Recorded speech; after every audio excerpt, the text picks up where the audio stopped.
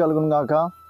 క్రీస్తునందు ప్రియమైన దేవుని వారలారా, మీకు అందరికీ నా హృదయపూర్వకమైన వందనాలు తెలియపరుస్తూ ఉన్నాను. బాగున్నారా? దేవుని కృపలో మనం అందరం బాగుండటానికి దేవుడు ఎంతగానో మన ఎడల కనికరపడుచు ఉన్నారు.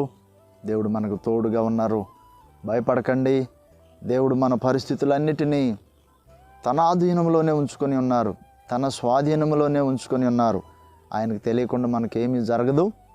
తప్పకుండా దేవుడు మనకు సహాయం చేస్తారు. ధైర్యంగా ఉండండి. రండి, ఈరోజు కూడా దేవుని యొక్క ఒక వాక్య భాగాన్ని మనం నేర్చుకుందాం.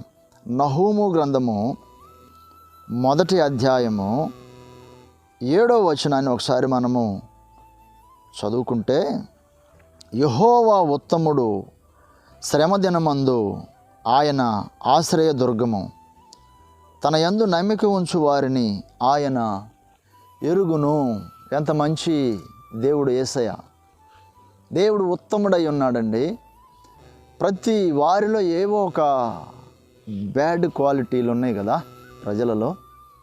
అయితే దేవుడు ఎక్కడా కూడా బలహీనుడుగా లేడు. దేవుడిలో ఏ లేవు.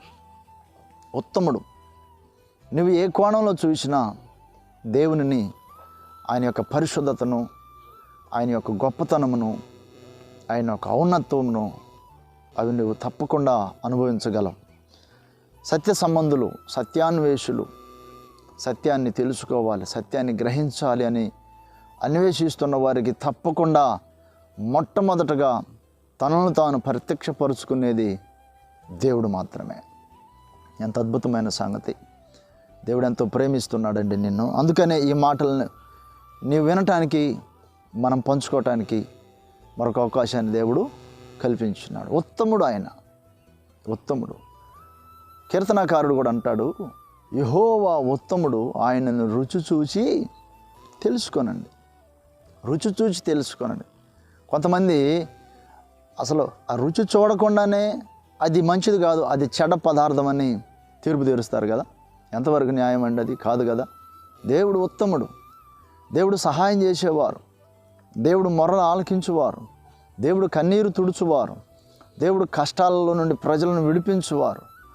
అనేకులు వారి యొక్క శ్రమలలో, వారి యొక్క దుఃఖములో, వారి యొక్క నిందలలో, వారి యొక్క పోరాటాల్లో ఎంతగానో బలహీనపడిన వారై, ఇక మాకు ఏ ఆధారం లేదు, ఇక మాకు చావే శరణ్యం, ఇక మేము ఈ భూమి మీద జీవించడానికి ఎట్టి అనుకూలతలు లేవని చెప్పి వారి యొక్క స్థితిని ముగించుకోవటానికి ప్రయత్నం చేస్తారు. ఆత్మహత్యల వైపు వారు ఆలోచిస్తూ ఉంటారు. దేవుని బిడ్డ, అది కూడదు, అది మంచి ఆలోచన కాదు. సృష్టికర్త అయిన దేవుడు, సహాయకుడు అయి ఉన్న దేవుడు, ప్రాణం పెట్టిన దేవుడు మన కొరకు సమస్తమును చేయుచు ఉన్నారు, సమస్తమును చేయగలరు కూడా.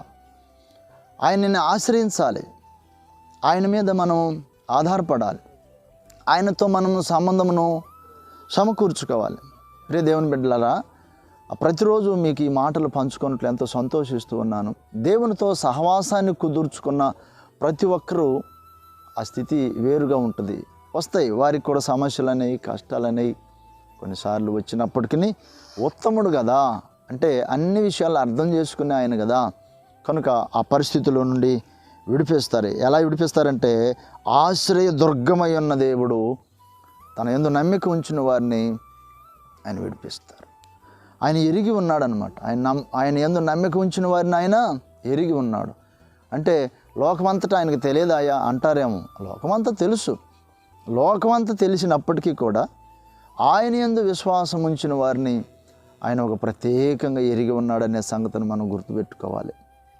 ప్రత్యేకంగా ఎరిగి ఉన్నాడనే సంగతిని గుర్తుపెట్టుకోవాలి. కొంతమంది నిష్ఠూరపడుతూ, దేవునికి మేమే కనపడ్డామా, దేవుడు మమ్మల్ని చూడట్లేదు, అందుకే మాకు ఈ శ్రమలు, ఈ ఒత్తిడులు, ఈ నిందలు, ఈ అవమానాలు, ఈ నష్టాలు, ఈ కష్టాలని నిష్ఠూరపడుతుంటారండి దేవుని మీద.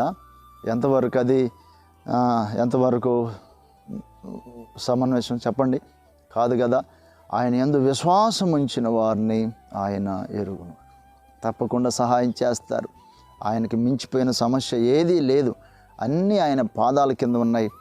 సమస్తమును ఆయన ఆధిపత్యం కింద నడిపిస్తూ ఉన్నారు. దేవుడు నిన్ను తప్పకుండా బలపరుస్తాడు, దీవిస్తాడు, నీ శ్రమ నుండి విడిపిస్తాడు. ఒకవేళ శ్రమ గుండా వెళ్తున్నావేమో, ధైర్యంగా ఉండు, నమ్మకంగా ఉండు. దేవుడు తప్పకుండా సహాయం చేస్తారు. దేవుడి మాటలు నీ వినికిడిలో భద్రపరిచి ఆశీర్వదించును గాక. ఆమెన్. God bless you.